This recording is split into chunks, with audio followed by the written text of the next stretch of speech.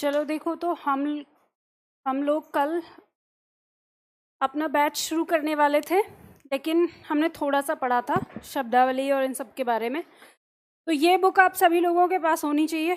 हर दिन तो मैं यहाँ पे नहीं खोल पाऊँगी, क्योंकि आजकल तो वैसे भी ये PDF ढंग से नहीं चलती है। आज मैं शब्दावली के लिए पहले खोल लेती हूँ। तो शब्दावली करेंगे हम।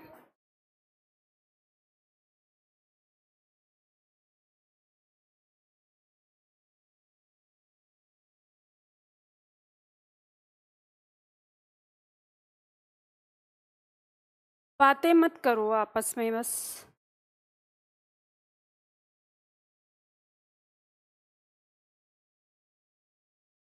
तो कल की क्लास में हमने पर्यायवाची का पहला सेट किया था, ठीक है। चलो आज हम करते हैं दूसरा सेट। शब्द यह है पहला, पुत्र। मेरे साथ उच्चारण करना है आप सभी लोगों को। अंगज, अपत्य, आत्मज, कुमार, तन्य, तनुज, नंदन, बालक, बेटा, लड़का, लाल, वत्स, सुत। तो ये पुत्र के पर्यायवाची हैं। और कल की क्लास में हमने देखा था कि जैसे गणेश का पर्यायवाची बनाने के लिए पार्वती के पर्यायवाची में हम पुत्र के पर्यायवाची जोड़ देते हैं तो गणेश का पर्यायवाची बन जाता है। उसी में हमने देखा था कि पुत्र के पर्यायवाची हम यहाँ पे याद करते हैं। अगला शब्द है हमारा गंगा। जाह्नवी, त्रिपथगा, भागीरथी, मंदाकिनी, विष्णुपदी, देवनदी, देवापगा, सुरतरंगिणी, सुरसरी, सुरसरिता, स्वर्ग तरंगिणी, स्वर्गापगा। अब देखो, गंगा का पर्यायवाची याद करना बहुत ही महत्वपूर्ण है। अब इसमें पॉइंट आपको याद रखना है कि गंगा का पर्यायवाची याद करने के लिए देव का पर्यायवाची और स्वर्ग का पर्यायवाची, इनके पर्यायवाची में यदि नदी का पर्यायवाची अगर हम जोड़ देंगे तो गंगा का पर्यायवाची बन जाएगा। जैसे दिया है सुरसरी। सरी माने नदी, सुर माने देवता, तो देवता की नदी तो सुरसरी हो गया, ठीक है। इसी तरह से सुरसरिता। सरिता किसका पर्यायवाची? नदी का पर्यायवाची। सुर माने देवता।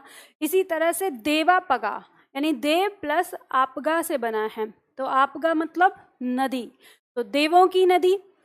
शब्द दिया है जैसे विष्णुपदी। गंगा को विष्णुपदी क्यों कहा जाता है? तो इसके पीछे कहानी है। कहा जाता है कि गंगा स्वर्ग में रहती थी और जब गंगा को पता चला कि अब मुझे पृथ्वी लोक में जाना पड़ेगा तो वो स्वर्ग से विष्णु के शरण में चली गई कि मुझे मृत्यु लोक में नहीं जाना। तो उनके शरण में चली गई तो विष्णु के चरणों में रहने के कारण ये विष्णुपदी कहलाई, ठीक है। अब शब्द आता है मंदाकिनी। मंदाकिनी गंगा को वहाँ पे पुकारा जाता है जब गंगा समुद्र में मिलने वाली होती है, तो वहाँ उसकी धारा ऐसे भी हो जाती है, धीमी हो जाती है। मंदाकिनी मंद से बना है, मंद मतलब धीमा, तो जो धीमी गति से चलने वाली है, तो इसलिए इसका नाम वहाँ पे मंदाकिनी हो गया है। भागीरथी नाम दिया गया है, तो भागीरथी क्यों दिया गया है?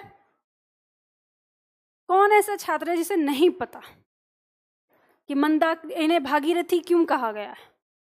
सबको पता है, ठीक है। कोई ऐसा है जिसे नहीं पता?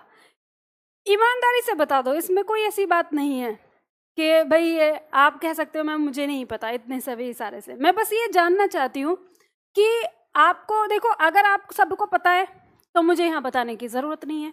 अगर आप लोगों को नहीं पता है तो फिर मैं उसको बताऊंगी, इसलिए मैं पूछती हूँ, इसलिए सच बताना। और ये मत सोचना कि पड़ोस वाला इसको तो पता है, ये मेरे से ज़्यादा इंटेलिजेंट है, ऐसा कुछ नहीं है, ठीक है। तो इसलिए बताना। तो ये एक दो छात्र मुझे चेहरे से भी महसूस हो रहा है कि नहीं पता है, पर अगर जिनको नहीं पता है तो वो शायद वो छात्र CBSE बोर्ड से पढ़े हुए होंगे, इसलिए नहीं पता है। क्योंकि हमारे इतिहास के बारे में या जो कहानियां हैं उनके बारे में CBSE बोर्ड वाले बच्चों को नहीं पता है। अब CBSE बोर्ड ठहरा, अब देखो मैं कोई ये नहीं बोलूँगी कि भाई वो जैसे आजकल हमारे देश का माहौल चल रहा है, पर बात यह है कि CBSE बोर्ड ये सोचता है कि बस इनको विज्ञान पढ़ाओ और विज्ञान से सब कुछ जान लेंगे। उन्हें ये नहीं पता है कि हमारे इतिहास में विज्ञान ही है अगर हम उसे ढंग से पढ़ें तो। तो इनको भागीरथी इसलिए कहा गया क्योंकि कहा जाता है कि गंगा को पृथ्वी पे लाने के लिए भगीरथ ने तपस्या की थी और भगीरथ ही सफल हुए थे, इसलिए इनको भगीरथ के नाम पर भागीरथी कहा गया। त्रिपथगा इनका नाम हरिद्वार के आसपास का जो एरिया है वहाँ पे रखा जाता है, क्योंकि गंगा जैसे बहती हुई आती है, जैसे ऊपर से बह रही है, तो हरिद्वार के पास से ना ये 3 धाराओं में होते हुए ऐसे फिर आगे मिल जाती है, यानी 3 पथ हो जाते हैं इसके, तो इस वजह से इसको त्रिपथगा कह दिया जाता है। और शब्द आता है जहानवी। तो जहानवी इनका नाम पड़ा जहानु ऋषि के नाम से, कि जब गंगा जहानु ऋषि के आश्रम के बाहर से होके बह रही थी, तो शुरुआत में आपने देखा होगा कि हरिद्वार के आसपास में इनका वेग बहुत ज़्यादा तेज होता है नदी का, तो वहाँ पे इनका वेग बहुत तेज था, तो जहानु ऋषि के आश्रम में बहुत ज़्यादा आतंक मच गया इसकी धारा से, तो जहानु ऋषि ने इनको उठाया और पी गए वो। अब भागीरथी जो भगीरथ हैं वो आगे आगे जा रहे थे। कहते हैं कि जब गंगा अवतरित हुई तो भगीरथ अपने रथ पर सवार होकर आगे जा रहे थे और पीछे से गंगा बहते हुए आ रही थी। उन्होंने पलट के देखा, गंगा तो आई नहीं रही है, कहाँ गायब हो गई, वापस गए, तो उन्हें वहाँ पता चला कि जहानु ऋषि ने गुस्से में क्रोधित होकर उनको उनकी धारा को वहाँ पर रोक दिया है, अवरुद्ध कर दिया है। तो फिर उन्होंने उन ऋषि से भी अन्य विनय किया कि मैं अपने पूर्वजों के लिए इनको लेकर जा रहा हूँ, तो फिर उन्होंने वहाँ से गंगा को मुक्त किया। तो जहानु ऋषि के आश्रम से होकर जब ये गुजरती हैं तो वहाँ इनका नाम जहानवी पड़ गया। अब इसमें कितनी सच्चाई है कितनी नहीं है हमें इस बात से लेना देना नहीं है, हमें बस इतना पता चल गया कि जहानवी गंगा का पर्यायवाची है और वो किस वजह से पड़ा है, जहानु ऋषि के कारण। तो मैं समझती हूँ ये कहानी से आपको रिलेट हो गया और हमेशा याद रहेगा कि ये गंगा का पर्यायवाची है। ठीक है, बहुत महत्वपूर्ण है, आते रहता है परीक्षा में। अगला शब्द है हमारा नदी। मेरे साथ उच्चारित करो, सरिता, आपगा, कल्लोलिनी, तटनी, तटी, तरंगिणी, दरिया, निम्नगा, पयस्विनी, प्रवाहिनी, शैवालिनी, सलीला। देखो सलिल शब्द से बना है सलीला। सलिल किसका पर्यायवाची था? पानी का, कल हमने याद किया। ठीक है, अब जैसे शब्द दिया है पयस्विनी, पय प्लस स्वामिनी, पय माने पानी, जो पानी की स्वामिनी है पयस्विनी, इस तरह से हो गया। अब शब्द दिया है तरंगिणी, तो तरंगिणी मतलब जो तैरती है, यानी जिसमें पानी तैरता है उसके लिए आता है, शब्द याद रखना है इसको। तटनी, ये आता है आपके विकल्प में, बहुत ज़्यादा शब्द प्रयोग होता है नदी का, तो नदी का पर्यायवाची अक्सर आपके विकल्पों में आ जाता है, ऐसे भी पूछा जाता है। ठीक है, तो याद रखना है इनको। अगला शब्द आता है कामदेव। अनंग, कंदर्प, मदन, मनोज, मनमथ, मार, स्मर, काम, मनसिज, कुसुम बाण, कुसुम सर, पुष्प धनवा, पुष्प सर, मीन केतन, मकर ध्वज, झस केतु, रतिकांत, रतिनाथ, रतिपति, बसंत सखा, बसंत बंधु। कामदेव का पर्यायवाची अति महत्वपूर्ण है। एक तो ये आपकी परीक्षाओं में आता है, दूसरा फिर जब आप रसछंद अलंकार देखेंगे, वो जो पंक्तियां होती हैं उनमें आता है, वहाँ पे भी कई बार पूछ लिया जाता है। अब यहाँ पे हम देखते हैं, जैसे शब्द दिया हुआ है कि कामदेव का पर्यायवाची हम कैसे बना सकते हैं, तो इसका पर्यायवाची बनाने के लिए हम कुसुम, कुसुम मतलब फूल, ठीक है, पुष्प के पर्यायवाची में अगर हम बाण का पर्यायवाची जोड़ देते हैं तो कामदेव का पर्यायवाची बन जाता है। इसका मतलब होता है जिसके पास फूल के बाण हैं, तो वो क्या हो गया? कामदेव। इसके अलावा मछली के पर्यायवाची में ध्वज का पर्यायवाची अगर जोड़ देते हैं तो कामदेव का पर्यायवाची बन जाता है, जिसका मतलब होता है जिसके ध्वज पर मछली का निशान है, अर्थात वो कौन है? कामदेव।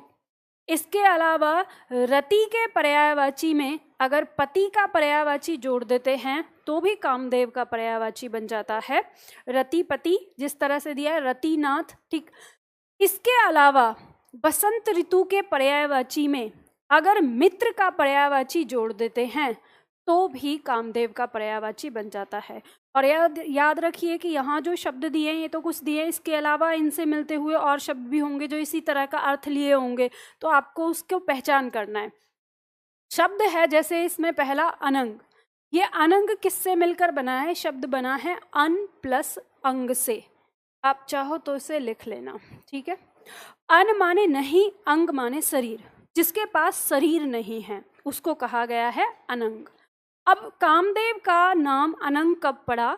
तो आप जानते हैं कि जब भगवान शिव को इन्होंने जगाने के लिए अपने बाणों का प्रयोग किया था भगवान शिव की तीसरी आंख पर, तो तीसरी आंख खुलते ही कामदेव भस्म हो गए थे उसमें। जब कामदेव भस्म हो गए तो रति ने बहुत ज़्यादा रुदन किया, शिव से प्रार्थना की, और आप जानते हैं कि भगवान शिव को भोलेनाथ कहते हैं हम, वो बहुत जल्दी ही ना दया कर जाते हैं। तो जब उन्होंने दया करके उन्होंने कहा कि ठीक है तुम्हारा पति जीवित हो जाएगा, लेकिन अब वो जीवित कैसे होगा, वो तो मर चुका है, शरीर तो नष्ट हो गया है। तो उसमें बताया कि 1000 साल बाद इन्हें अपना शरीर प्राप्त होगा, क्योंकि जो उन्होंने काम किया है, कुकृत्य किया है, उस कुकृत्य की सजा तो मिलनी ही है।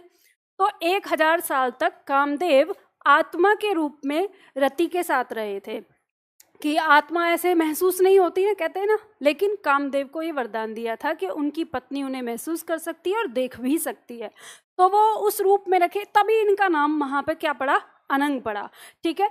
अब कहानी में क्या सच्चाई है क्या नहीं, हमें उसके पीछे नहीं जाना है, हमें सिर्फ ये रखना है कि इनका नाम याद रखना है। अब इसी से इनका एक और नाम पड़ता है विदेह, ठीक है। विदेह अगर कहीं पे आए, विदेह का मतलब होता है जिसके पास देह नहीं है, तो विदेह किसका पर्यायवाची हो गया? फिर कामदेव का हो गया, ठीक है। अगला शब्द है हमारा फूल। अब यहाँ पर फूल, बाण और मछली, इनके पर्यायवाची हमने साथ के साथ याद रख लिए हैं, ठीक है, क्योंकि हमें इसके बारे में देखते हैं। अब इसमें मेरे साथ उच्चारण करना है। फूल का पर्यायवाची ये ऊपर नहीं होगा बेटा, यही तो इसमें प्रॉब्लम हो रही है ना आजकल सीट में, बस इतना होगा, इससे ज़्यादा जाएगा नहीं, फिर अगला पेज आ जाता है इसमें। मेरे साथ उच्चारण करना है। फूल का पर्यायवाची पुष्प, सुमन, कुसुम, प्रसून, मंजरी, पुरोहित, गुल, लतांत। अब यहाँ पर ध्यान दीजिए, कुसुम, प्रसून, मंजरी और पुरोहित, ये 4 शब्द ऐसे हैं जो आपको बिल्कुल दिमाग में रखने हैं, या आपके पर्यायवाची में विकल्प में अक्सर आ जाते हैं। अगला शब्द है बाण।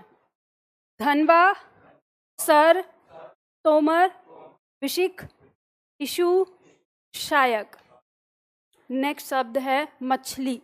मीन, मकर, झस, मत्स्य, जलतुरी, सफरी। अब देखो ये सफरी इस तरह से भी देखने को मिल सकता है और इस तरह से भी, यानी तालु श भी मिल सकता है, दंत स भी मिल सकता है, दोनों तरीके से प्रयोग होता है ये। आपकी परीक्षा में विकल्प में अक्सर आपको मकर मिल जाएगा, मकर से हम दिमाग लगा लेते हैं मगरमच्छ से, तो ध्यान रखना मकर का मतलब मछली होता है, ठीक है, इसे याद रखना है। तो यहाँ पर हमने ये पर्यायवाची देखे, जो हमारा सेट 2 है, इस सेट में हमने इतने पर्यायवाची किए हैं, तो आप इनको याद करिएगा, ठीक है, इनका अभ्यास करेंगे। हम शुरू करते हैं अपनी क्लास। तो आज से हमारा टॉपिक शुरू हो रहा है, पहली क्लास हमारी शुरू होगी। मैंने जो आपको कल बताया था, एक बार हम फिर से उसे दोहराते हुए आगे बढ़ते हैं।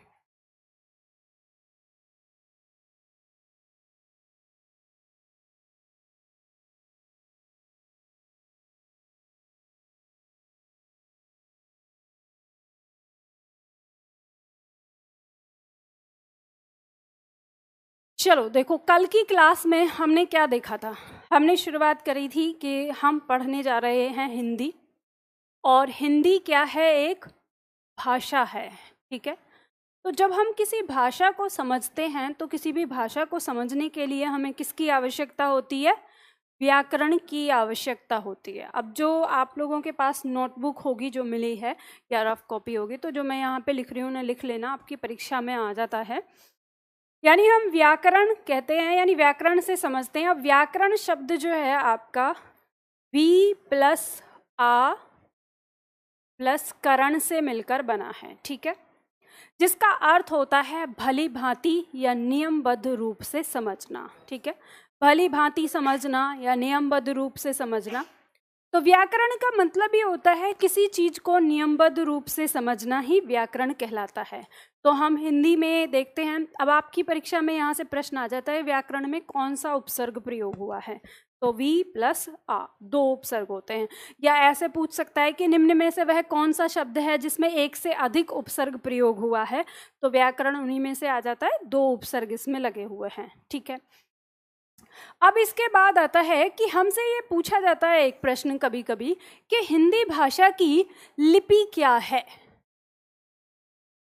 तो हम इसका उत्तर देते हैं कि लिपि क्या है, देवनागरी। अब मुझे ये बताइए कि जो ये आपने देवनागरी शब्द है ये रटा है, या आपको ये पता है कि लिपि होता क्या है, या कभी आपके दिमाग में ऐसा आता है कि लिपि का मतलब क्या है। कितने छात्र हैं जो लिपि का मतलब जानते हैं कि लिपि क्या होता है? नहीं जानते, बस ऐसे ही रट लिया कि ये ऐसे ही होता है। लिखने का ढंग, ये तो है, हम परिभाषा जब पढ़ते हैं ये बात तो परिभाषाएं तो आपने सब याद कर रखी हैं, वो मुझे पता है। बस मैं ये जानना चाहती हूँ कि आप वास्तव में जानते हैं कि लिपि का मतलब होता क्या है। ये तो हमें जानना है सबसे पहले इसी चीज को कि आखिर लिपि होती क्या है, देवनागरी का मतलब क्या है, हमें ये भी तो जानना है। नाम ऐसे रट लिया, अगर मैं आपसे पूछूं कि अंग्रेजी किस लिपि में लिखी जाती है, तो हमने बता दिया रोमन लिपि में लिखी जाती है। अब भले ही आपको पता नहीं है कि क्या मतलब होता है रोमन का, क्या मतलब होता है देवनागरी का, तो आपको ये समझना है। देखो, हम लोगों ने कल की क्लास में एक शब्द लिया था, शब्द क्या था, ध्वनि। इस ध्वनि का मतलब हमने क्या समझा था कि वर्ण का मौखिक रूप है। हम इसे अगर असल में समझें तो ये है कि जब हम किसी भाषा का उच्चारण करते हैं, भाषा बोलते हैं, शुरुआत में जब हम अपना मुंह खोलते हैं तो हम पहले ध्वनि ही निकालते हैं। अब इस चीज को आप समझिए बच्चे से, कि एक छोटा बच्चा जो होता है, ऐसा तो नहीं है कि जैसे वो पैदा हुआ और एकदम से बोलना शुरू कर दिया, मम्मी मुझे भूख लगी है बहुत देर से, दूध पिलाओ, ऐसा तो नहीं बोलता। अगर ऐसा बोलने लगेगा तो शायद आप बच्चे के पास से डर के भाग जाओगे है ना। तो अब बच्चा कैसे करता है, जब वो बोलना शुरू करता है तो शुरुआत में माँ माँ, पापा, बाबा, इस तरह से बोलता है। यानी क्या कर रहा है, वो एक जो टुकड़ा निकाल रहा है, वो ध्वनि निकाल रहा है। ठीक है, तो शुरुआत में किसी भी भाषा में जो उसकी ध्वनि होती है वो आती है। अब जैसे हम हिंदी भाषा की बात करें तो हमने एक आकृति बनाई अ, जिसको हमने ध्वनि क्या दी, अ। या हम कहें कि हमने जो अ ध्वनि उच्चारण की, उस ध्वनि के लिए हमने एक आकृति बना ली कि ऐसे जब आकृति हमें दिखाई देगी तो हम उसका क्या उच्चारण लेंगे, अ। इसी तरह से हमने एक आकृति बनाई ई, तो हमें ये पता चल गया कि अगर हम ऐसी कोई आकृति बनाएंगे तो उसका उच्चारण हम क्या लेंगे, ई। ठीक है, इसी तरह से हमने एक आकृति बनाई, इसका क्या उच्चारण होगा, ए। तो जब हम शुरुआत में ही पढ़ रहे हैं कि ध्वनि ले रहे हैं हम अ, ई, ए, और इन ध्वनि को हमने यहाँ पे क्या बना दी है, ये आकृति बना दी है।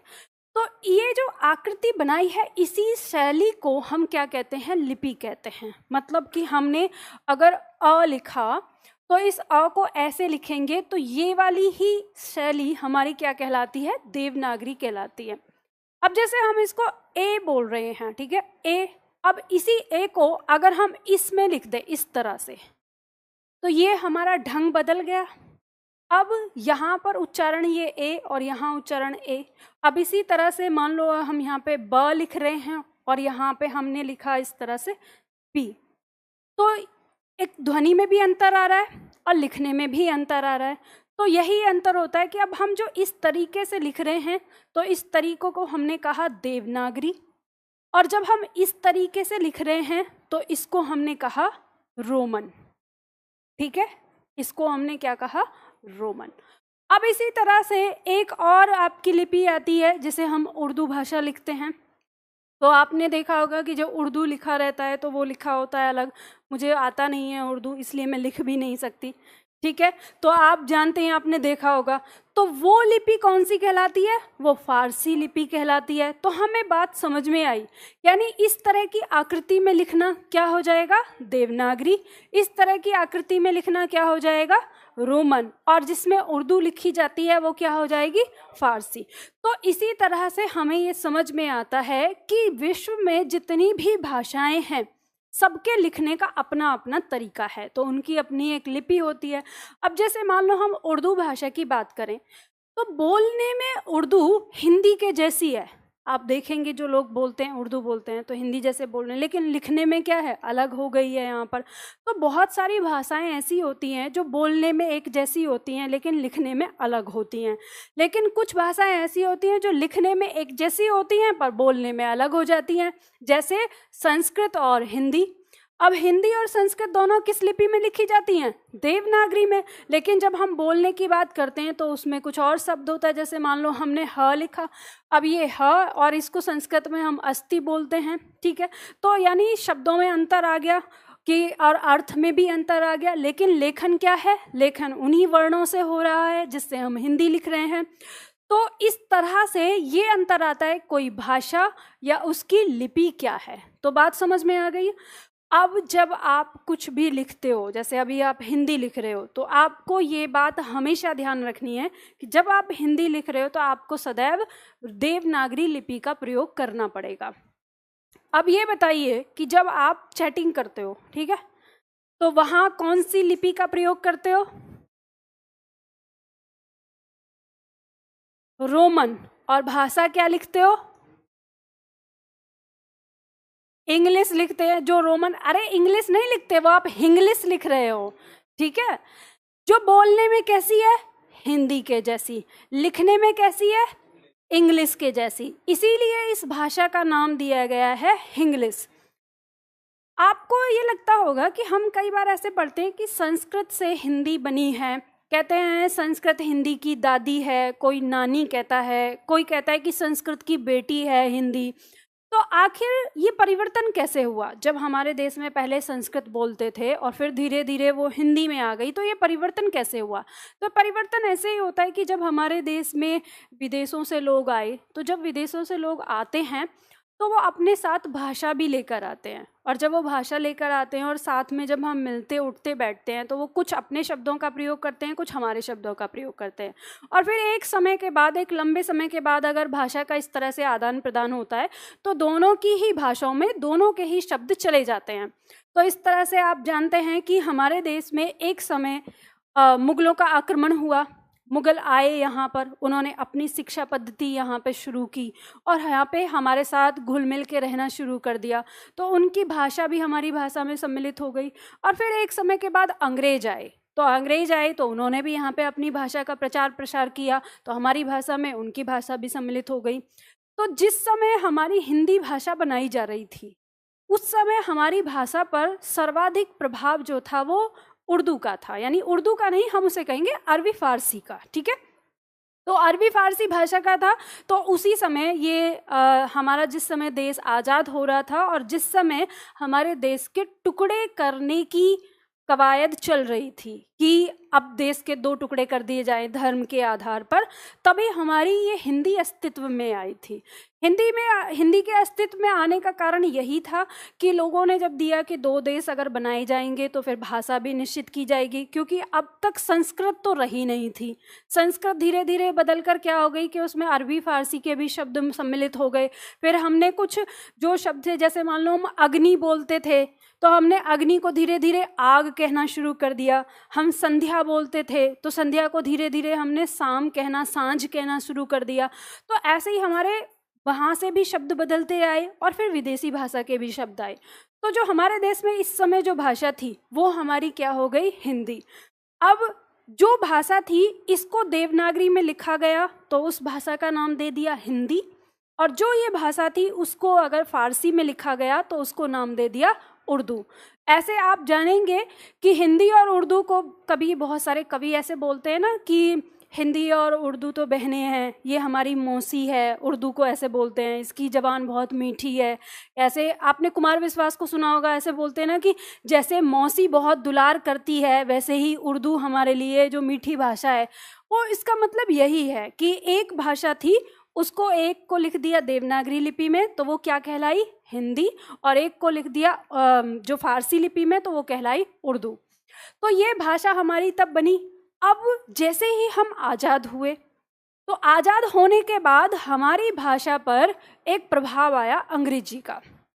आप जानते ही हैं कि ऐसे तो हमारे अनुच्छेद 343 में लिख के हमको दे दिया कि भारत की राजभाषा हिंदी होगी, लेकिन सारी सरकारों ने काम किस में किया? अंग्रेजी में। अब स्वाभाविक सी बात है कि अगर हमें रोजगार अंग्रेजी में मिलेगा तो जनता किस भाषा को पढ़ेगी? स्वाभाविक सी बात है उसी भाषा को मिलेगी।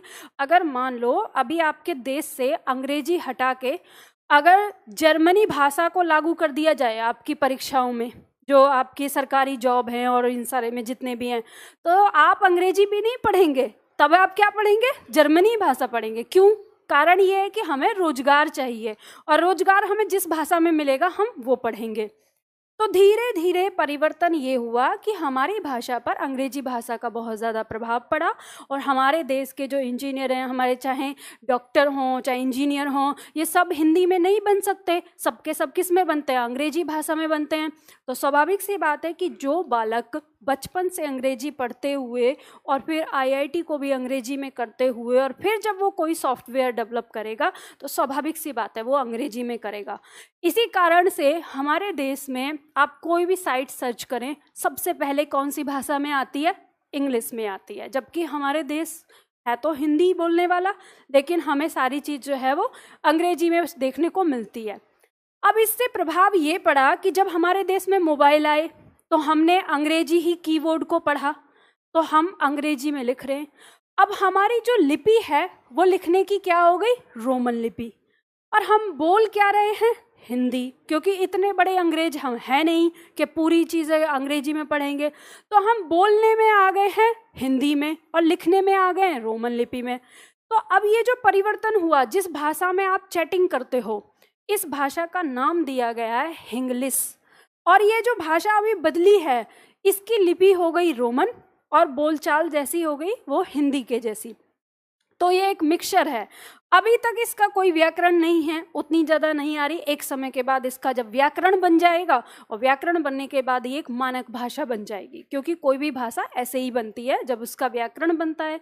तो अब पता नहीं अब आगे क्या बदलाव होगा, ये शुरुआत है। मतलब आप लोग इतने लकी हो कि आपको ये भी पता चल रहा है कि भाषा परिवर्तन कैसे होता है, ये आप अपने सामने देख पा रहे हैं। तो यानी हमें यहाँ पे कुल मिला के बात समझ में आ गई कि लिपि फिर क्या है और भाषा फिर क्या है। तो अब हम यहाँ पे ये मैं आप लोगों से कहना चाहती हूँ कि जब आप हिंदी भाषा लिखेंगे तो हिंदी भाषा को सदैव देवनागरी में लिखना।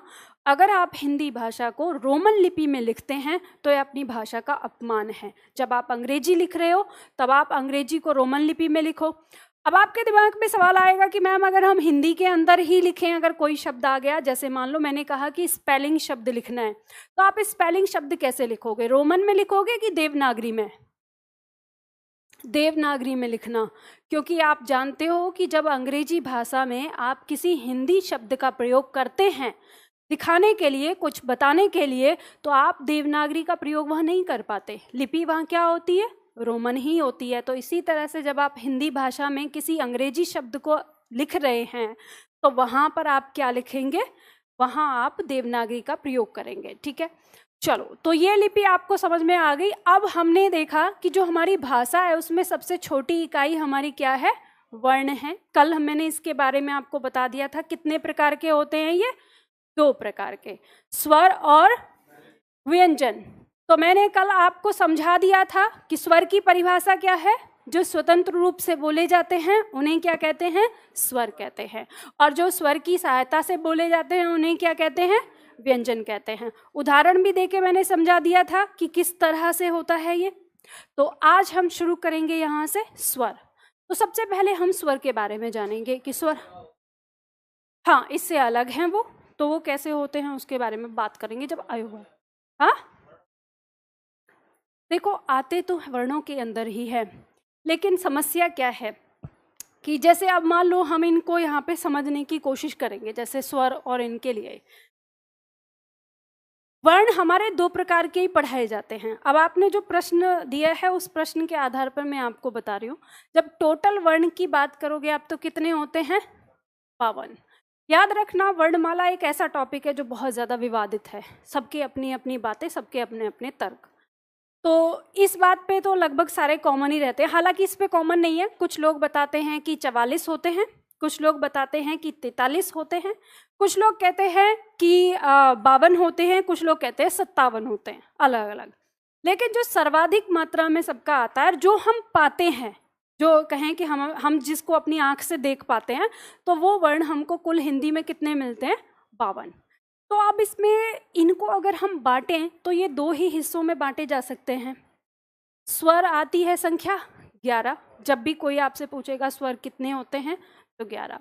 और जब व्यंजन की बात होती है तो व्यंजन में अलग अलग संख्या होती है। 39 हम बता रहे हैं और ये 11। 39 और 11 कितने हो गए आपके? 50। तो अब इसके बाद 2 वर्ण आपके कौन से रह गए? तो ये 2 वर्ण आपके अनुस्वार और विसर्ग, जिसे हम अयोगवाह कहते हैं। कुछ लोग कहते हैं कि ये स्वर में ही माने जाएंगे, तो हम यहाँ रख लेते हैं। तो यानी कुल स्वर की संख्या हो गई 13 और फिर हमारे व्यंजनों की संख्या हो गई 39। तो इस तरह से कुल मिला के इनकी संख्या कितनी हो गई? 52। लेकिन कुछ लोग इस पे भी ऑब्जेक्शन करते हैं, वो कहते हैं नहीं, व्यंजनों की संख्या जो है वो 33 होती है। अब आप खुद ही सोचो कि आपने वर्णों की संख्या बताई 52, ठीक है, और इसकी संख्या बताई 33 और इसकी संख्या बताई 11, तो 33 और 11 कितनी संख्या हो गई? 44। तो आपके दिमाग में ये सवाल नहीं आएगा कि इसके बाद जो यहाँ पर बाकी के जो 8 शब्द दिखाई दे रहे हैं वो क्या हैं? सवाल आएगा दिमाग में कि नहीं? तो अब उनके बारे में जब पूछते हैं तो फिर वो किताबें बताती हैं कि 4 संयुक्त व्यंजन होते हैं और इसमें 2 द्विगुण व्यंजन होते हैं, 2 अयोगवाह हो जाते हैं। इस तरह से आपके 8 आ गए। तो फिर आपके दिमाग में अगला सवाल उठता है कि तो इन्हें हम किस वर्ण में रखेंगे? इन्हें स्वर में रखेंगे कि व्यंजन में रखेंगे? तो फिर वो लोग कहते हैं कि इन्हें आप व्यंजन में रखोगे। तो जब व्यंजन में रखेंगे फिर वही घूम के सवाल आ गया, तो इनकी संख्या 33 क्यों हो गई? फिर ये क्यों नहीं है? तो कहते नहीं, वो व्यंजन से अलग हैं। अच्छा, वो व्यंजन से अलग हैं तो फिर वर्ण 2 प्रकार के क्यों हो गए? तो फिर होने चाहिए कि व्यंजन 4-5 प्रकार के होते हैं। आयोग का जो मन करता है वो मानता है, वो कभी कुछ और देता है, कभी कुछ और देता है। तो समस्या बहुत ज्यादा मतलब विषम हो गई है। पर मैं यहाँ पे आपको बताती हूँ कि आयोग जब भी प्रश्न करता है वो प्रश्न करेगा, शब्दों पर ध्यान देना है। एक शब्द आएगा कुल व्यंजन। जब कुल व्यंजन होगा तो आपकी संख्या क्या होगी? 39, ठीक है। जब आएगा परंपरा के आधार पर व्यंजन तो आपको संख्या देनी होगी 33। अब ये परंपरा के आधार पर क्या होता है? इसका मतलब कि जो संस्कृत भाषा में भी थे, फिर पाली, प्राकृत, अभट्ट, अपभ्रंश जो हिंदी और संस्कृत के बीच में बदली हैं, उन भाषाओं में भी थे और फिर हिंदी में भी थे। तो वो हमारे क से लेकर ह तक ये ऐसे व्यंजन हैं जो संस्कृत में भी थे और आज हिंदी में भी हैं। तो इनकी संख्या होती है परंपरा के आधार पर, ये होते हैं 33, ठीक है। अब जब हिंदी वर्णमाला के कुल व्यंजन की संख्या आती है तब होते हैं 39 हमारे। तो ये आपका प्रश्न आता है कि किस तरह की संख्या आपको वहाँ पे बतानी है। तो वही मैं सारी चीज़ें आपको डिटेल में लिखवाऊंगी, यहाँ पे सारी बातें लिखवाऊंगी जो हमारी जैसे होती हैं, ठीक है। तो इसे चलेंगे हम। सबसे पहले आता है हमारा स्वर। तो एक एक करके वही चीज़ बताया कि हम एक एक करके पढ़ेंगे सारी चीज़ों को, इतनी सारी चीज़ें हैं। तो सबसे पहले स्वर में स्वर की परिभाषा लिखिए और इसमें लिखिए जिन वर्णों का उच्चारण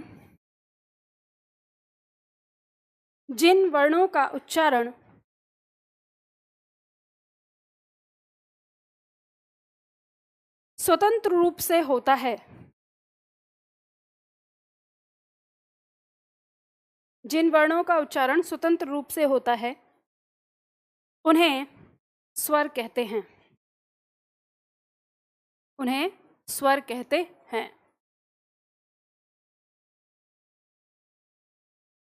उन्हें स्वर कहते हैं।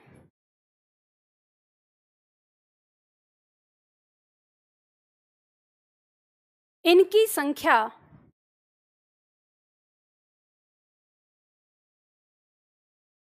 इनकी संख्या 11। अब ये जो 11 संख्या होती है तो इसमें आपको कैसे लिख सकता है वो? मूलतः, ठीक है, या सामान्यतः। इस तरह से आपसे दे सकता है, मतलब ये कह सकता है कि हिंदी में स्वर की संख्या 11, मूलतः स्वर की संख्या 11, सामान्यतः स्वर की संख्या 11, ठीक है, कैसा भी वो प्रश्न दे सकता है। अब आता है कुल संख्या, कुल स्वर की संख्या। तो जब कुल स्वर की संख्या आती है तो कभी कभी इसकी संख्या 13 दी जाती है, जिसमें आता है 11 + 2। अब ये 11 + 2 कैसे है? 11 तो स्वर हो गए और 2 हो गए हमारे अयोगवा, जिनको हम कहते हैं अनुस्वार और विसर्ग। अनुस्वार और विसर्ग, कुछ लोग इसको व्यंजन मानते हैं, कुछ लोग इसको स्वर मानते हैं। अधिकांश लोग जो हैं वो इसको स्वर मानते हैं, क्योंकि इसमें स्वर के गुण ज़्यादा होते हैं बजाय व्यंजन के। अब जब बात आती है अगर हमें इसे, तो इसे हम एक और नाम देते हैं अयोगवाह। अब ये कैसे होता है इसको समझ लो थोड़ा, इसे लिखना नहीं है, ये आगे लिखा हुआ है, तब बता देंगे, ठीक है। इसमें क्या होता है कि जब हमारे पास वर्ण 2 आते हैं, एक आता है स्वर और एक आता है व्यंजन। जब हम बात करते हैं स्वर की, तो स्वर क्या कहता है? जिनका उच्चारण स्वतंत्र रूप से होता है। तो इसमें हमारे अ से लेकर अ तक हमारे स्वर आ जाते हैं, इनका उच्चारण क्या होता है? स्वतंत्र रूप से होता है। और जो व्यंजन है, इनका उच्चारण किसकी सहायता से होता है? स्वर की सहायता से होता है। तो इसमें क से लेकर हमारा अंतिम अभी हम ह तक लगा लेते हैं, यानी व्यंजन इतने आते हैं, ठीक है। अब आते हैं हमारे यहाँ पर अनुस्वार और विसर्ग। अब ये 2 वर्ण हमारे ऐसे हैं जिनका उच्चारण अ से शुरू होता है। जैसे इसका उच्चारण क्या है? ये है अंग। जब हम इसका उच्चारण करते हैं तो क्या होता है? अंग।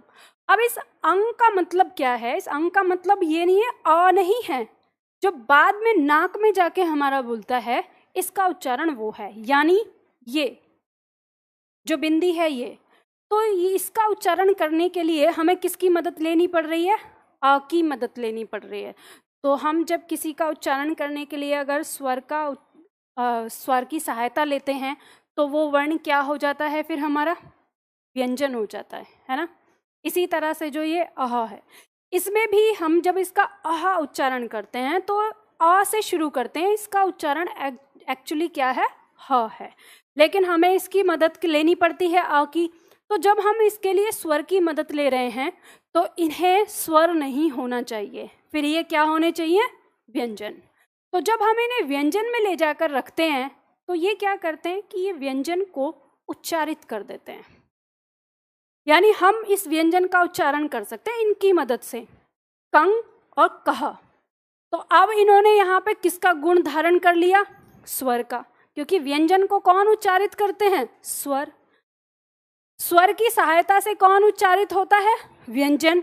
जब ये स्वर में आते हैं तो व्यंजन का रूप धारण कर लेते हैं, और जब ये व्यंजन में आते हैं तो ये स्वर का रूप धारण कर लेते हैं।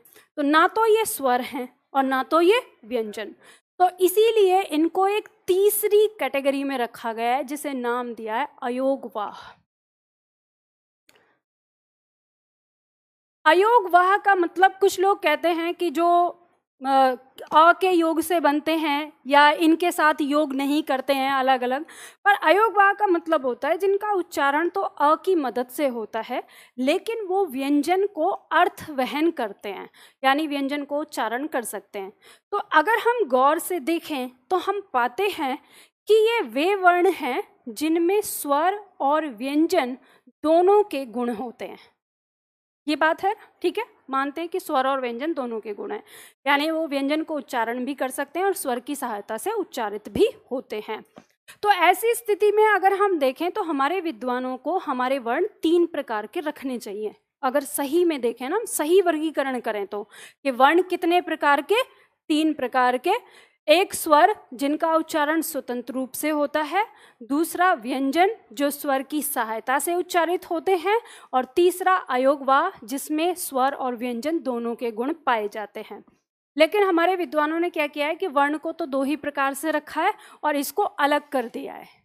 और जब बात आती है स्वर की कुल संख्या की, तो उसमें रखा जाता है कि क्योंकि इसकी मात्रा होती है, ये इसकी मात्रा है और इसकी मात्रा ये है, तो दूसरा गुण इसमें स्वर का ज्यादा होता है कि स्वर एक तो अपने वास्तविक रूप में होते हैं और दूसरा मात्रिक रूप में होते हैं। तो यहाँ पे इसमें मात्रा भी होगी, तो इस कारण से रख लिया जाता है कि व्यंजन को उच्चारित करने वाले कितने वर्ण हो गए, 11 + 2।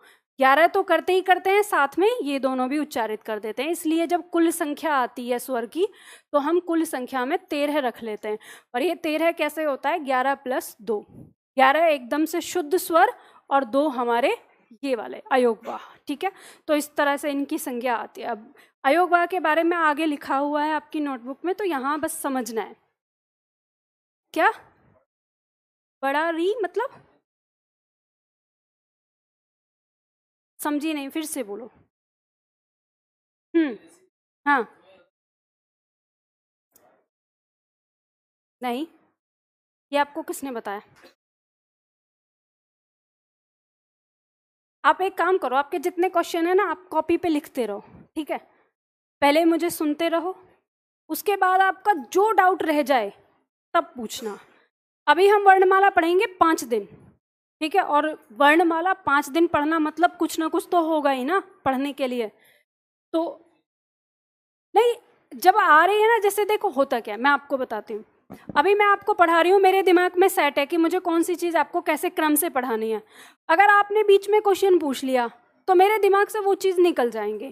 तो हो सकता है कि आप जो क्वेश्चन पूछ रहे हैं वो अभी का ना हो, अभी से 10 मिनट बाद जब मैं आपको कोई टॉपिक पढ़ाऊँ उसके बाद का हो। तो इसलिए आपके दिमाग में जो सवाल आ रहे हैं आप लिख लो कि ये वाला सवाल, उसके बाद या तो वो हाँ पूरा ही हो जाएगा, समझ में आ जाएगा, और नहीं आता है तो फिर आप बाद में पूछना, ठीक है? जब मैं आपसे कहूँगी कि अब पूरी वर्णमाला में से कोई सवाल रह गया है तब आप उसे पूछना, ठीक है? तो अब हम यहाँ पे देखते हैं, जब हमने ये स्वर पढ़े तो इनमें स्वर हमारे कौन से हैं, 11 स्वर, 11 + 2 आते हैं। तो कौन कौन से हैं आप सभी को पता है? जरा मुझे उच्चारण करके दिखाओ इनका।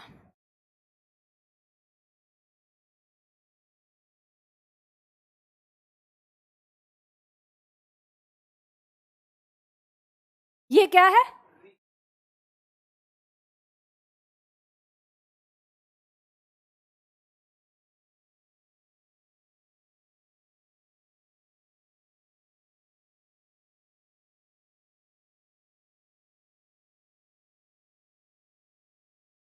चलो देखो, अब यहाँ पर ध्यान दो, इनका सबसे पहले तो हमें ना उच्चारण करना है।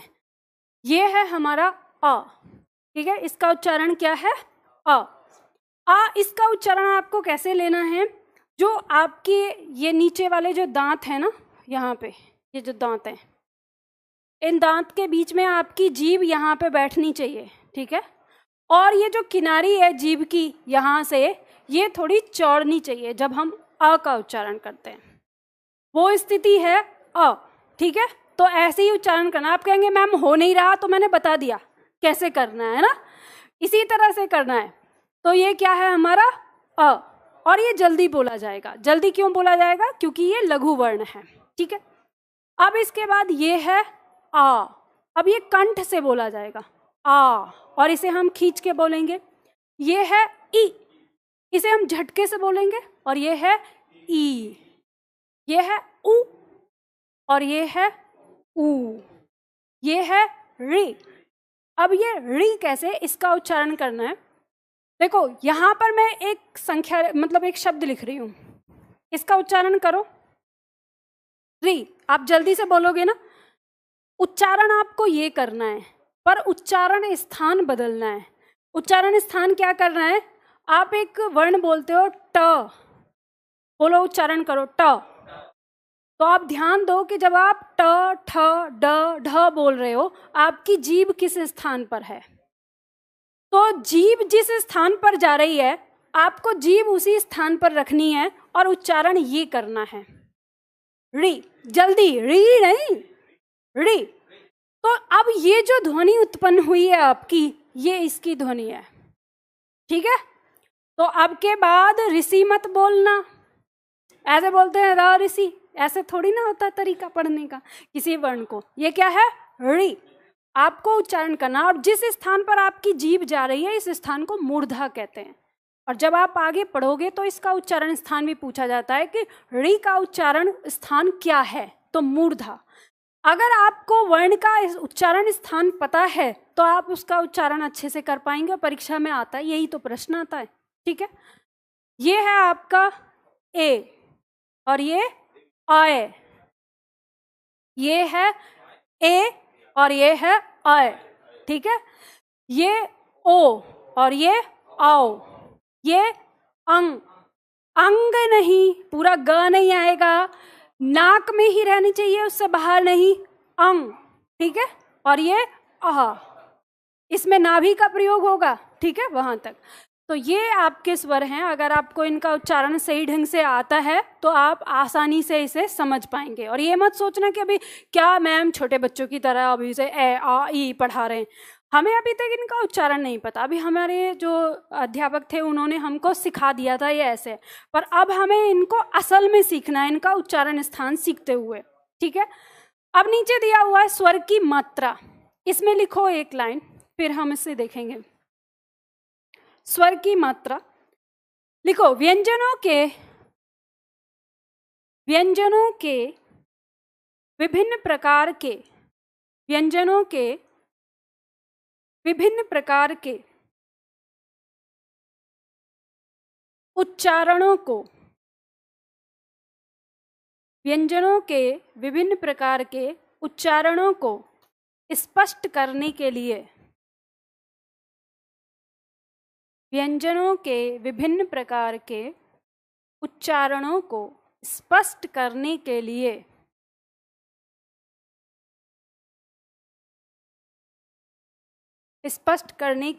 जब व्यंजन के साथ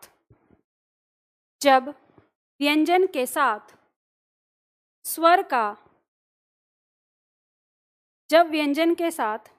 का योग करते हैं, जब व्यंजन के साथ स्वर का योग करते हैं, कॉमा, तो स्वर अपने मूल रूप में न आकर, तो स्वर अपने मूल रूप में न आकर जिस रूप में आते हैं, तो स्वर अपने मूल रूप में न आकर जिस रूप में आते हैं उसे स्वर की मात्रा कहते हैं, उसे स्वर की मात्रा कहते हैं, उसे स्वर की मात्रा कहते हैं। अब देखो क्या समझा आपने इस बात से। हम लोगों ने कल की क्लास में व्यंजन की परिभाषा पढ़ी थी, जिसमें कहा गया था कि व्यंजन स्वर की सहायता से बोले जाते हैं। तो जब व्यंजन स्वर की सहायता से बोले जाते हैं तो हर स्वर उनके साथ लगता है।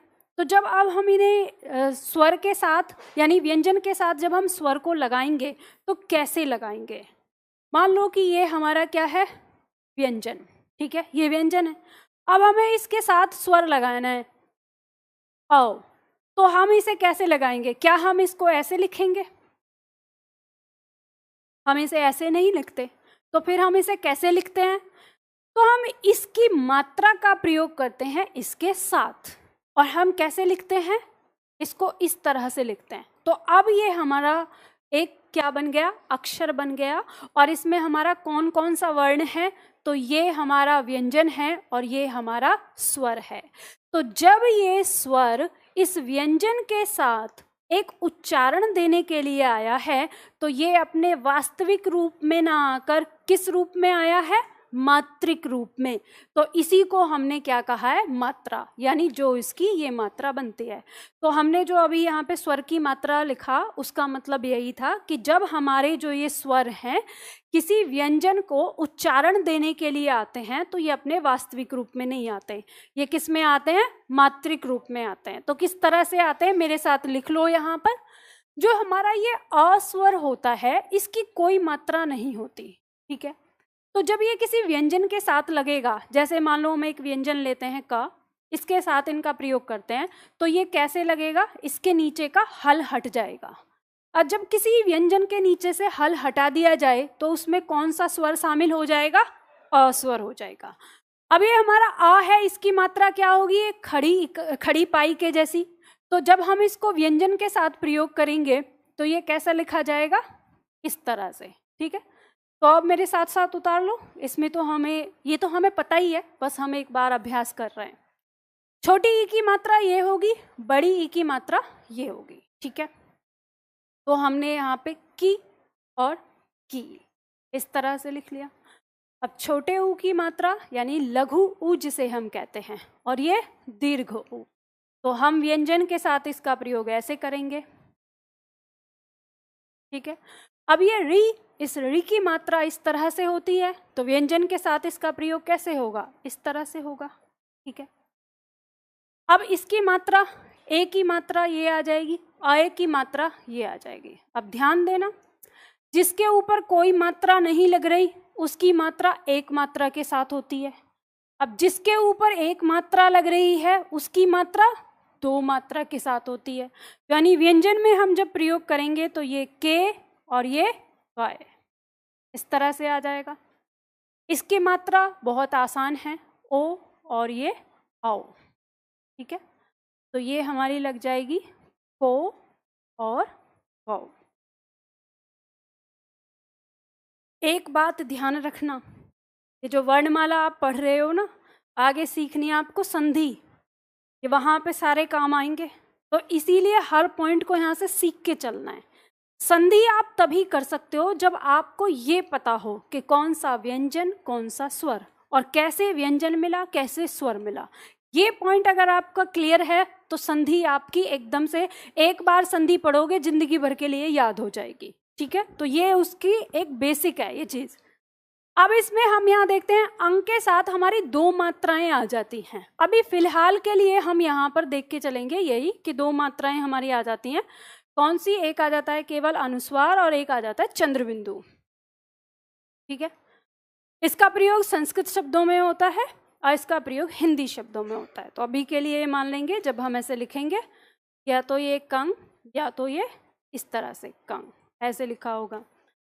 इसकी मात्रा दो बिंदी होती है और ये जब किसी वर्ण के साथ लगता है तो इस तरह से लगता है। ठीक, ये हमारी मात्रा हो गई। बात समझ में आ गई?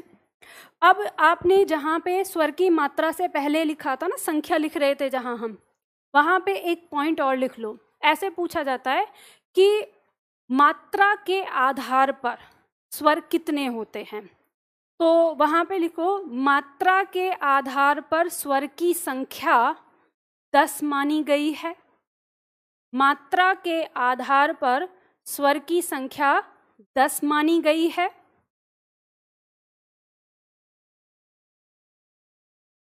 मात्रा के आधार पर स्वर की संख्या 10 मानी गई है तथा मात्रा के आधार पर स्वर दो प्रकार के होते हैं। तथा मात्रा के आधार पर स्वर दो प्रकार के होते हैं।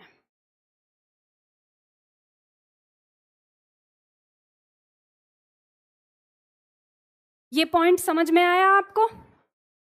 देखो, अगर कुल संख्या की बात की जाएगी कि कितने स्वरों की मात्राएं होती हैं, तो 10 स्वरों की मात्राएं होती है जब हम 11 में से देखते हैं। यहाँ आप देखोगे तो आपको 12 मिलेंगे। अभी इसको आप बॉक्स में डाल लो, क्योंकि हम इसको भी पढ़ रहे हैं ना, मात्रा तो इसमें भी आ रही है। तो हम ऐसे गिनती करेंगे तो ये हमारे कितने हो जाएंगे, क्योंकि आ की कोई मात्रा नहीं यहाँ पे दिखाई दे रही, तो ये हमारे क्या हो गए? 10 हो गए। ठीक है, इस तरह से 10 संख्या मानी जाती है। क्या आधार लिया है, किस वजह से लिया है, इसका कोई पता नहीं। मैं हालांकि इस पॉइंट को मानती नहीं हूँ, और मैंने लिखवाया इसलिए है क्योंकि परीक्षा में ये प्रश्न आता है आपका। जब परीक्षा में प्रश्न आता है तो क्योंकि आप लोग तो परीक्षा के उद्देश्य से पढ़ रहे हो, तो इसलिए अगर प्रश्न आएगा तो आपका अंक आना चाहिए। तो जब ये आए कि मात्रा के आधार पर स्वरों की संख्या कितनी है, तो 10 हो जाएगा। अब इसके बाद आता है दूसरा पॉइंट कि मात्रा के आधार पर स्वर के प्रकार दो कैसे हैं। तो स्वर के दो प्रकार होते हैं, लघु मात्रा और गुरु मात्रा। छंद शास्त्र में हम पढ़ते हैं दो तरह की मात्रा होती है, लघु मात्रा और गुरु मात्रा। तो इसलिए दो प्रकार होते हैं। तो प्रकार और संख्या, इन दोनों में अंतर रखिएगा। दोनों ही प्रश्न आते हैं आपके, कई बार आए हुए हैं, तो आपको याद रखना है इसे, ठीक है। अब लघु मात्रा और गुरु मात्रा का मतलब क्या है? तो लघु का मतलब है जिसे हम ह्रस्व स्वर कहते हैं या छोटा कहते हैं। जैसे आ गया हमारा ये, तो ये लघु हो गया। ई लघु है, ठीक है। उ लघु है, और ये री, ये लघु है। अब इसके बाद जितने भी वर्ण बचे, ये सब के सब हमारे क्या आते हैं? दीर्घ में आ जाते हैं, ठीक है। तो इनको आगे हम पढ़ते हैं। अब ये पॉइंट हमने यहाँ समझ लिया कि जो मात्रा के बारे में आया है। तो ये अब अगर मान लो किसी शब्द में आपको कोई शब्द दिया हो, जैसे आगे आपकी परीक्षा में एक शब्द आता है वर्ण विच्छेद। अब मान लो कि मैं आपको एक शब्द दूं, जैसे आपका शब्द लिया हुआ है, शब्द है एक बहुव्रीहि, शब्द लिखा है बहुव्रीहि। अब अगर इसमें मैं आपसे पूछूं कि ये जो आपका शब्द है यहाँ, इसमें जो मात्रा है वो लघु है कि दीर्घ? आराम से पहचान लोगे ना, मात्रा ऐसे दी है तो ये क्या है हमारी? दीर्घ। अब इसका वास्तविक रूप क्या होगा? इस तरह से, ये पहचान लोगे ना, इसमें किसी को कोई दिक्कत तो नहीं होगी। अगर मैं ये पूछूं कि ये जो मात्रा यहाँ दी है ये हमारी क्या है? लघु मात्रा है, यानी ये लघु मात्रा इस तरह से। अगर इसका वास्तविक रूप लिखने को कहूं तो पहचान लोगे ना, ये होगा या ये होगा? पहला वाला, इसकी मात्रा क्या होगी? इस तरह से। तो यही पहचान करनी है आपको। अब जब ये आपकी पहचान हो जाएगी तो आपकी परीक्षा में ये प्रश्न आया, बहुव्रीहि का वर्ण विच्छेद करो, ठीक है। ये प्रश्न आएगा आपके, पूछा जाता है बहुत ज़्यादा। तो इसका वर्ण विच्छेद आप कैसे करेंगे? तो आप इसका वर्ण विच्छेद करेंगे, पहला ये आपका वर्ण, इसमें व्यंजन क्या है? प। अब व्यंजन का वास्तविक रूप हल के साथ होगा, तो इसमें मात्रा क्या है? अ, ठीक है। तो यहाँ लिखेंगे, इसके दो टुकड़े हो गए। अब ये जो पॉइंट है, इसमें आपका व्यंजन क्या है? ह, और इस पे मात्रा क्या है? उ, ठीक है। अब यहाँ आएंगे तो देखो यहाँ पे क्या है कि व के नीचे ये इस तरह से भी लगा है। तो अभी फिलहाल मैं बता देती हूँ, मैं आगे पढ़ाऊंगी इसको वर्तनी में, ये कैसे पहचानोगे आप। तो पहले व्यंजन आएगा व, और फिर व्यंजन आएगा र, ठीक है। इसकी मात्रा आएगी बड़ी ई। अब जैसे ये हमारा ह दिया हुआ है, अगर हम इसे देखें तो यहाँ पर हमारा व्यंजन क्या आ गया? ह, और इसकी मात्रा क्या है? ई, छोटी ई। तो ये जो हमारा लिखा गया ये क्या हो गया? वर्ण विच्छेद। तो ये जो अभी आपने स्वर की मात्रा और व्यंजन के साथ जो लगाना सीखा है, इससे आप इस पॉइंट को सीखेंगे, और ये आपकी परीक्षा में डायरेक्ट पूछा जाता है, डायरेक्ट आता है। अगर आपने प्रीवियस क्वेश्चन पेपर देखे होंगे तो आपको पता होगा। इसको कहते हैं वर्ण विच्छेद या वर्ण पल्लवन। अगर एमपीएसआई में इसे वर्ण पल्लवन के नाम से पूछा जाता है, अभी यूपी की परीक्षाओं में इसे वर्ण विच्छेद के नाम से पूछा जाता है।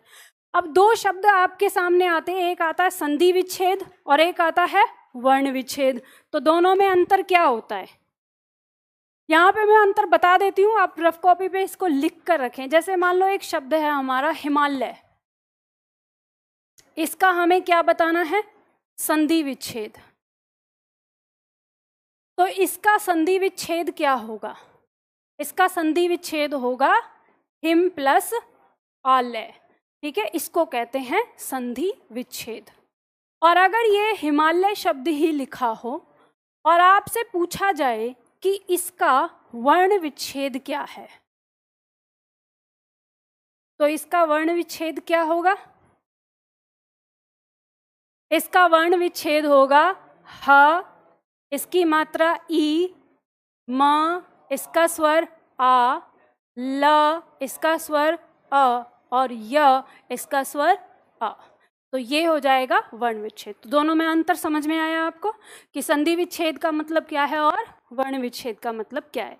तो ये आपकी परीक्षा में दोनों ही प्रश्न आते हैं, संधि विच्छेद भी और वर्ण विच्छेद भी। ठीक है, उतार लो इसको एक तरफ ताकि आगे याद रहे। कई बार छात्र ना ऐसे भूल जाते हैं, कोई भी शब्द उठा के उन्हें पूछना होता है वर्ण विच्छेद, तो वह कह देते हैं इसका संधि विच्छेद बताओ, तो वहां पे फिर क्या होता है, उत्तर गलत हो जाएगा आपका, है ना।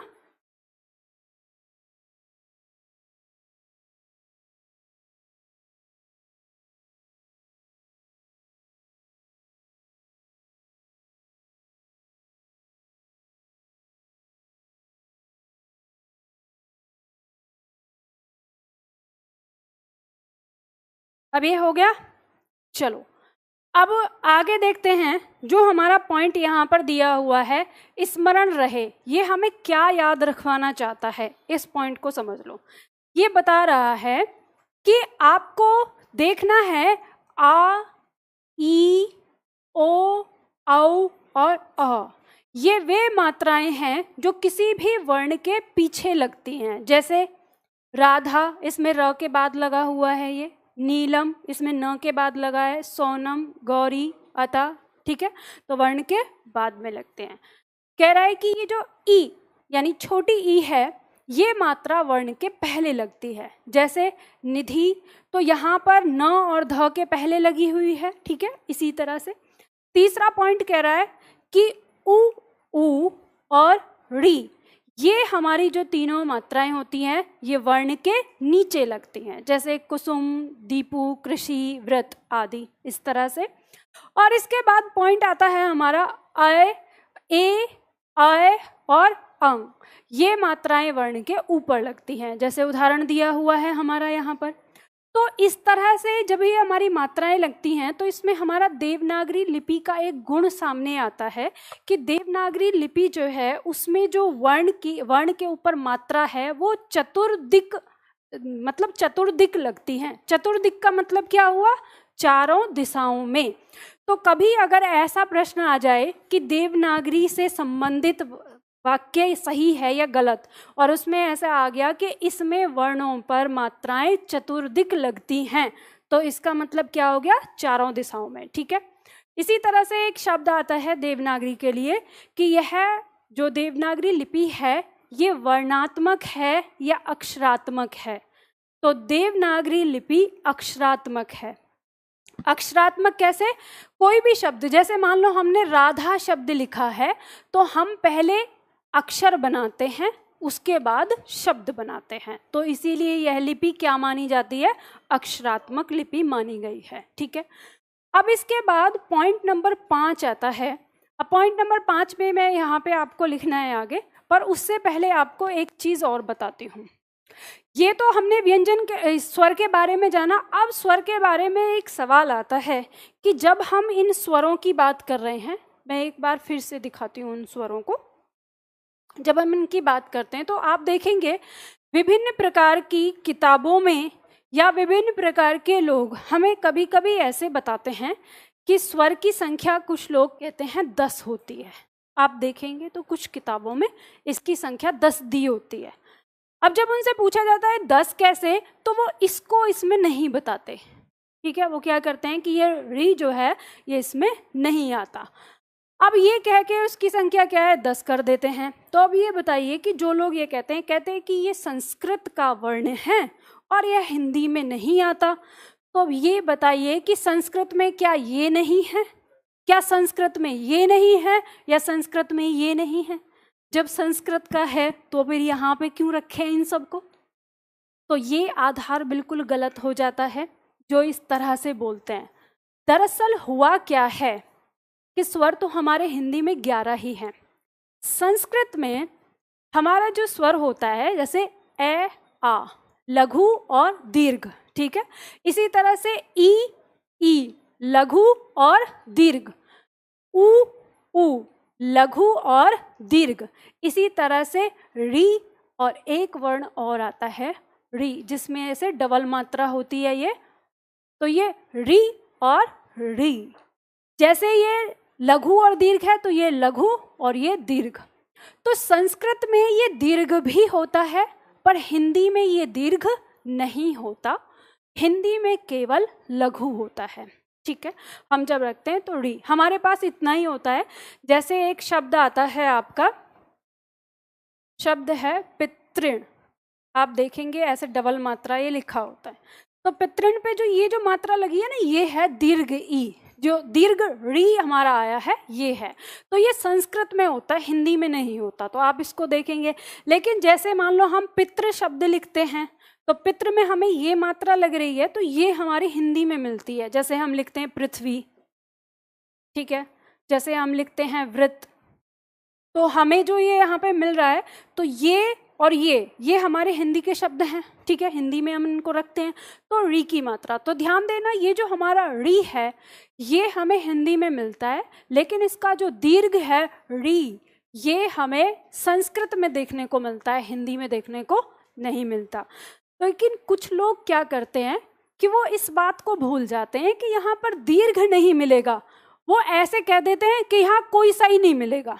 तो कोई सा ही नहीं मिलेगा ये कह देना बिल्कुल गलत हो जाता है कि अगर हम इसे नहीं पढ़ेंगे तो हम पृथ्वी शब्द का उच्चारण कैसे करेंगे। फिर जब हमारी इसमें मात्रा आ रही है तो हमको कौन बताएगा कि इसका उच्चारण क्या है। ठीक है, तो अगर कभी कोई व्यक्ति आपको ये कहता मिले कि हिंदी में ये नहीं होता, तो उसको बहुत प्यार से समझाना कि हिंदी में लघु होता है, दीर्घ नहीं होता। ठीक है, जब हम वर्ण पढ़ते हैं ना, संस्कृत में हमारा एक और वर्ण होता है ली और री, ये और होते हैं संस्कृत में, लेकिन ये हिंदी में नहीं होते, क्योंकि हमारे हिंदी में ये शब्द ही नहीं है। किसी भाषा में अगर देखें तो हमने इन वर्णों को काट दिया है, ये संस्कृत में मिलेंगे आपको, हिंदी में नहीं मिलेंगे। क्या कर रहे हो, दीवार गिराओगे क्या हमारे ऊपर, क्या कर रहे हो? ठीक है, तो बात समझ में आ गई आप लोगों को। तो यहाँ पर जब भी कभी अगर कोई इस तरह से आपको कहे कि री नहीं होता हिंदी में, तो उसको प्यार से ये समझा देना कि लघु होता है, दीर्घ नहीं होता। ठीक है, तो इस तरह से हमारे 11 स्वर होते हैं। चलो अब लिखो इसमें 5वां पॉइंट, यहाँ पे डालो। 5वें पॉइंट पे हमें क्या देखना है, देखो अभी जो मैं आपको ये 5वां पॉइंट पढ़ा रही हूँ, ये सिर्फ आपको लेखन में ध्यान रखना है, आपके इसमें रहता है। लिखो इसमें, जब किसी शब्द की शुरुआत जब किसी शब्द की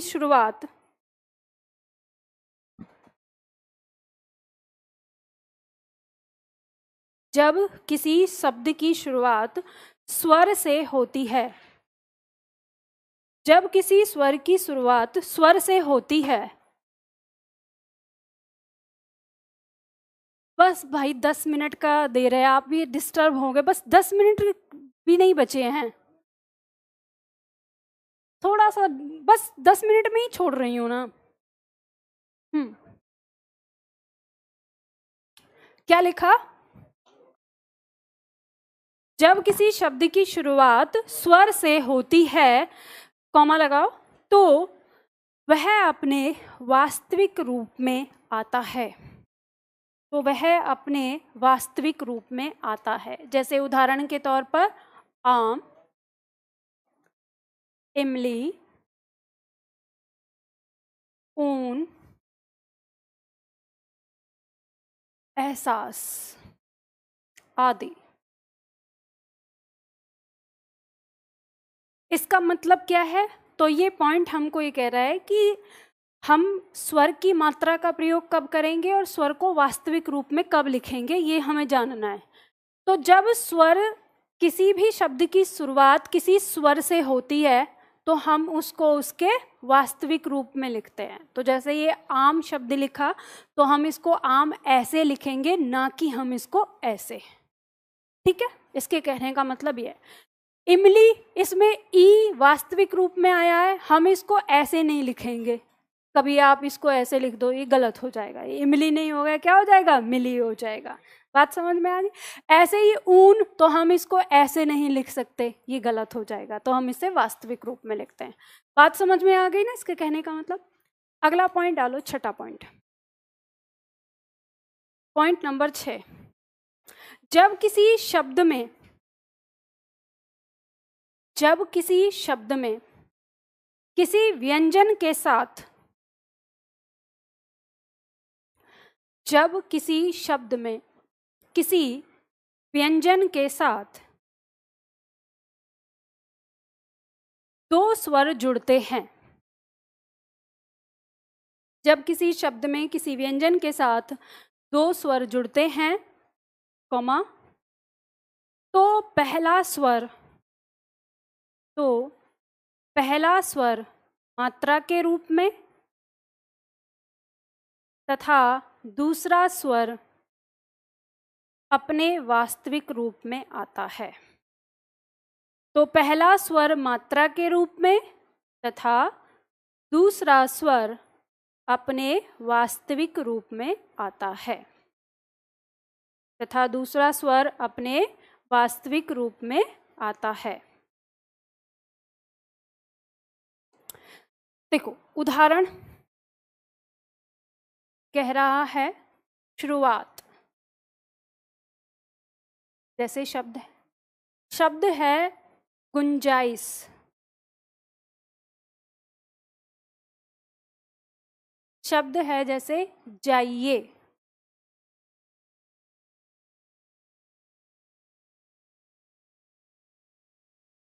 देखो समझो इसको, इस पॉइंट ने क्या कहा है। इसका कहना था कि शब्द में कहीं पर भी किसी व्यंजन के साथ अगर लगातार दो स्वर आ गए, जैसे इसमें हम देखेंगे ये व्यंजन है, इसके साथ स्वर आ गया एक, फिर तुरंत क्या आ गया, व्यंजन आ गया। इस व्यंजन के साथ पहला स्वर ये आ गया, दूसरा स्वर ये आ गया, तो यहाँ पर ये व्यंजन है र, इसका स्वर क्या है ऊ, और इसके साथ स्वर आ गया आ।